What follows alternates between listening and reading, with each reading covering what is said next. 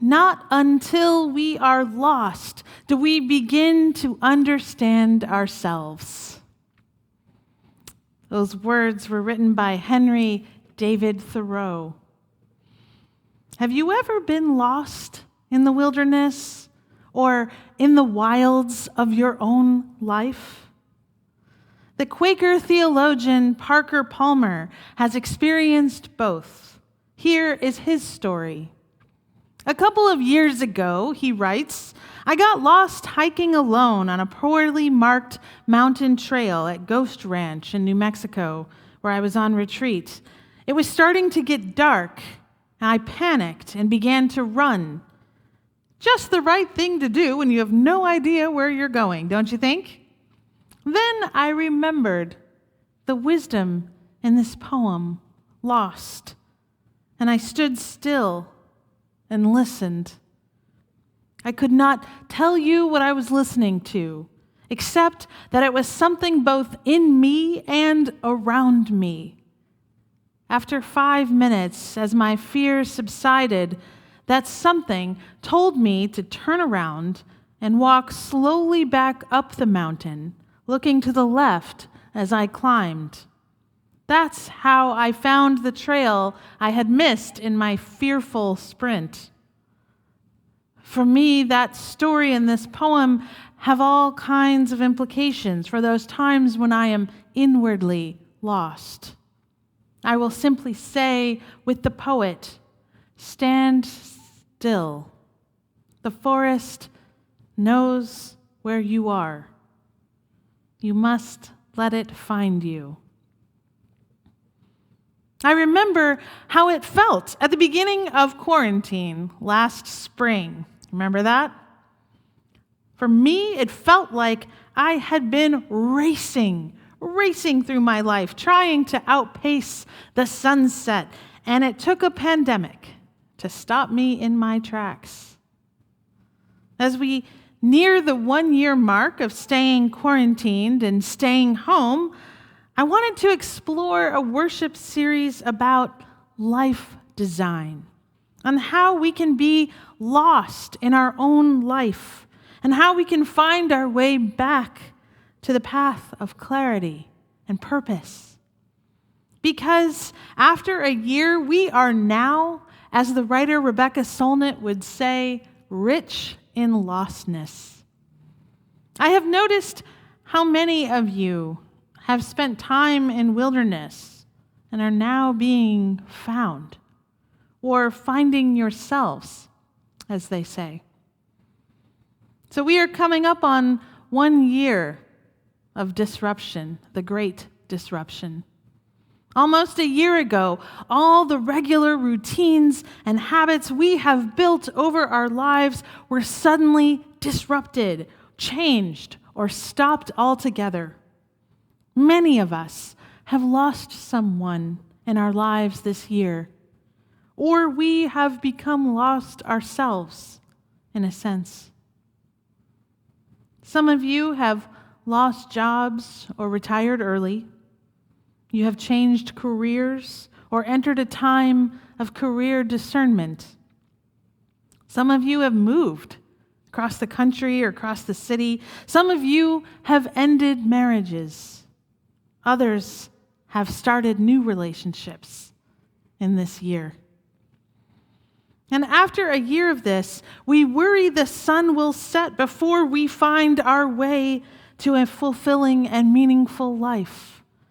And many of us have long felt ready to break into a sprint, to get to the next phase, the one where we are going back to restaurants and plays, singing in choirs and having dinner parties and all those other distractions too. Yet, when everything screeched to a halt, this offered us a few precious gifts we may never have again. Time. Now, for many of us, that's not a reality. Some of us are working too hard and under too much stress to find some of that time. But in some way or another, for all of us, time has certainly shifted. Our relationship to time in our lives has changed. stillness. With that shift in time has brought stillness, just staying at home. And with that has brought awakenness to our surroundings, suddenly realizing some things that we needed to realize, awakening to the realities of racial inequities in our nation, and so many other awakenings going on. And another gift has been depth of relationship with self. More time alone. Now, it occurred to me recently, my kids might never have that experience of feeling truly lost in the wilderness. I mean, like in the mountains, in the forests. They will most likely always have a GPS or a smartphone. And I want them to know that feeling of total lostness, and then to learn how to orient themselves and forge their own paths through the wilderness. When Rebecca Solnit suggests we can be rich in lostness, she means being lost can make us completely present to what is before us, what is right in front of us. It can confront us with who we really are and what we are truly capable of. The goal isn't to avoid being lost, but to learn how to get lost well, to be rich in lostness. Over the next few weeks in worship, we will explore together how to make a life that feels attuned and aligned with your heart's desire, with a sense of something greater than you at work. Even during a pandemic, even when you feel lost in the wilderness, we will explore what it takes to use a map, to chart a course towards making life purposeful, meaningful, authentic. We at UUCA have been engaging with design thinking, a strategy for innovation that originated at Stanford University some years ago and has been used in Silicon Valley as a way to collaboratively examine, test, and generate completely new ideas. Last summer, the Adult Religious Education program under Laura Beth's leadership used design thinking to think differently about their programming, particularly during a pandemic. And as a result of this way of thinking, our adult RE programming has enjoyed some of its highest participation in years. But what if we use design thinking to design not a new app or a new program, but a life? Well, these Stanford professors have done just that. They have created a course for students to use design thinking to design their lives. And we can apply this to our lives at any age and any stage.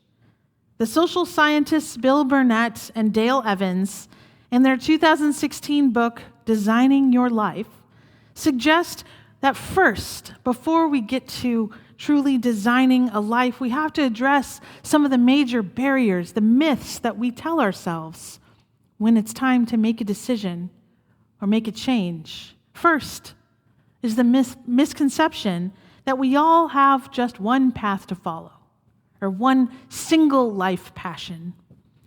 But according to the Stanford Center on Adolescence, it turns out less than 20% of people in young adulthood have any singular identifiable passion in their lives, which means 8 out of 10 people have many interests, a multitude of interests, and therefore this cannot be an organizing principle for design. So this expectation that we should just have one passion to follow and fulfill, well, that's really not going to work for most of us. And another misconception is the meta-narrative that many people have in their minds that whatever you want to be doing, well, you are already too late.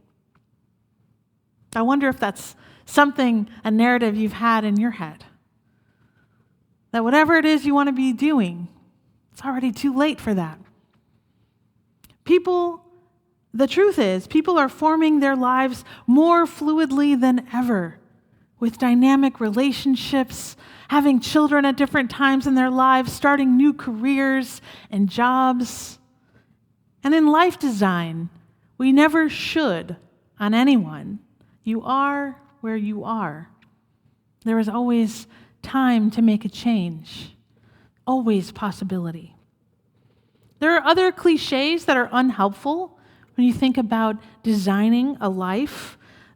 Some of these sound like a commercial selling you something. Are you being the best possible version of you? Are you settling for less than the best?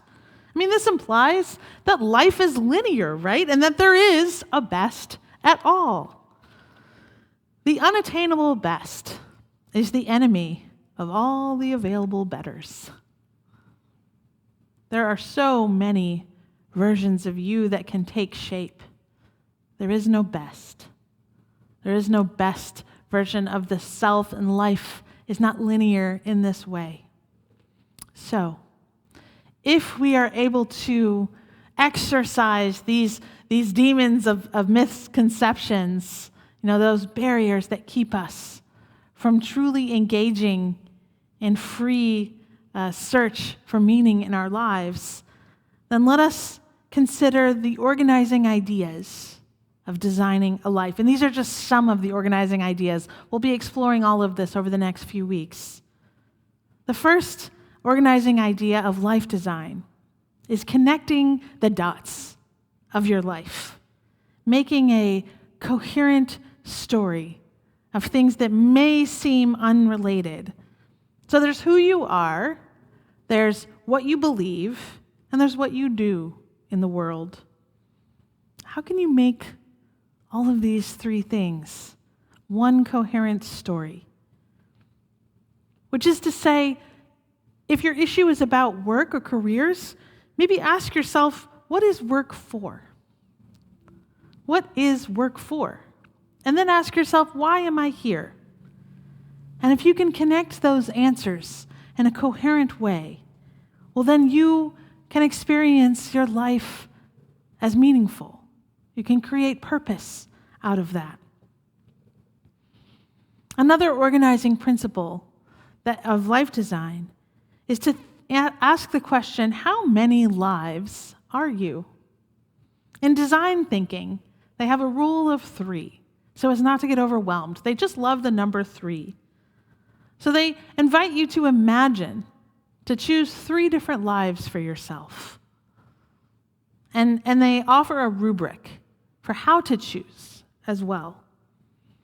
So if the thing you are doing now were to disappear, then what would you do? It's just an imagination exercise. If the thing you were doing now disappears, what would you do? And then another imagination exercise. What is your wild card plan if you didn't have to worry about money and you knew no one would laugh?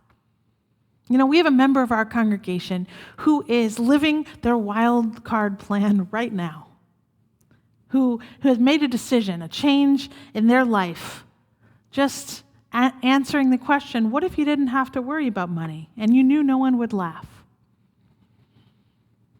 Often, the answers to these questions are things that actually were left behind at an earlier stage in our lives.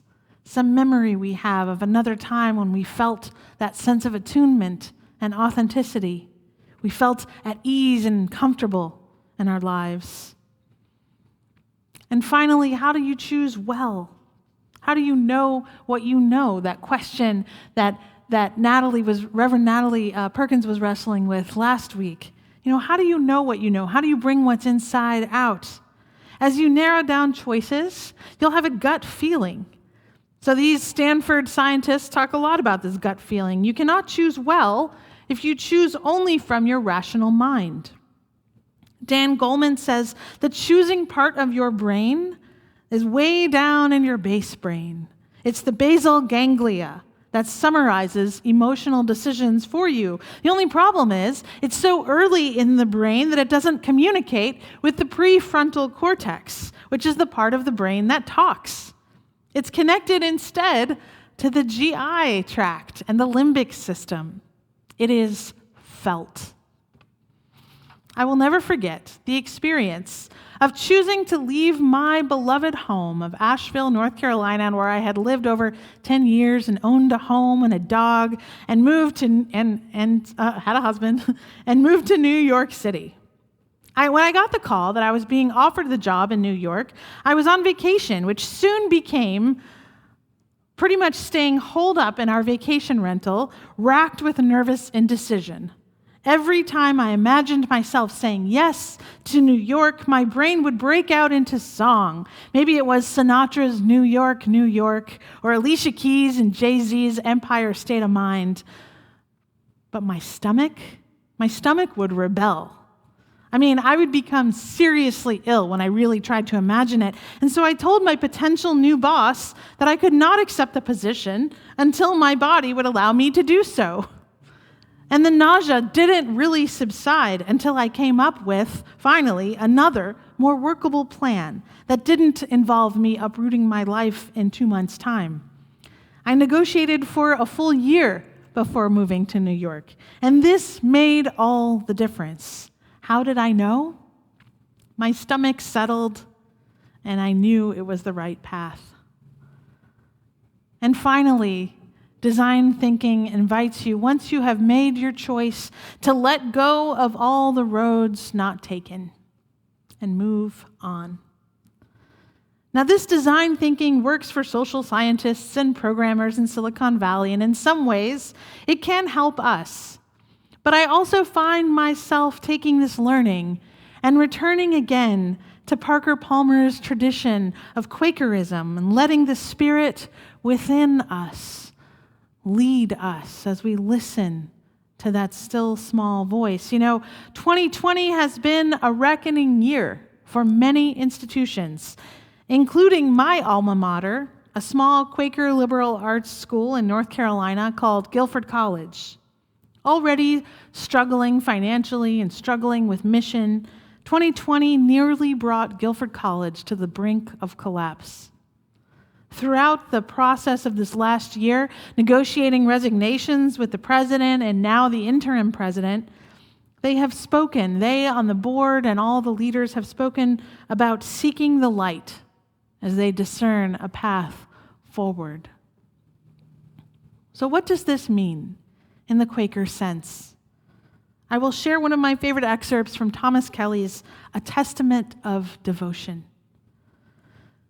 Deep within us all, there is an amazing inner sanctuary of the soul, a holy place, a divine center, a speaking voice to which we may continuously return. It is a dynamic center, a creative life that presses to birth within us. It is a light within, which illumines the face of God. It is a seed stirring to life if we do not choke it. It is the Shekinah of the soul, the presence in the midst, and it is within us all. Beautiful description of what Quakers call the inner light. And my friend Susanna Rutger said this about the term light in the Quaker sense. Central to the Quaker understanding of truth-seeking is the belief that each person has direct access to truth through an inward light that illumines conscience, reason, and action. The light is transcendent, real, and universal. It is with this understanding that Quaker vocabulary contains such expressions as live up to the light you have, walk in the light, and especially, I'll hold you in the light. So maybe you are currently sprinting through life's marathon. I realized a few weeks ago that I had been sprinting through a pandemic marathon, and I needed some time to stand still. Perhaps you are sprinting through life's marathon, racing against sunset. Perhaps you are standing still, waiting to receive your inner truth. Or perhaps you are well on your way, feeling aligned with your gifts and values. Or perhaps you are taking that leap and making a big transition just now. Wherever you are on your path, whether you are rich in lostness or you have found and designed a new course for your life, please know I am holding you in the light. Amen.